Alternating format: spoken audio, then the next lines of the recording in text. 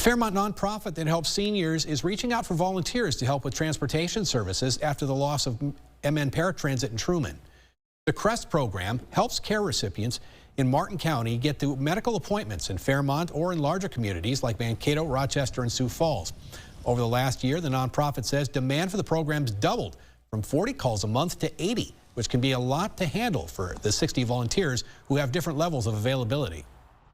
Now, the only paramed organizations around here are two in Mankato, and they will not come down and provide transportation to someone to go to, like the Mayo Clinic here in Fairmont, but they will come down, pick someone up, take them up to an appointment in Mankato.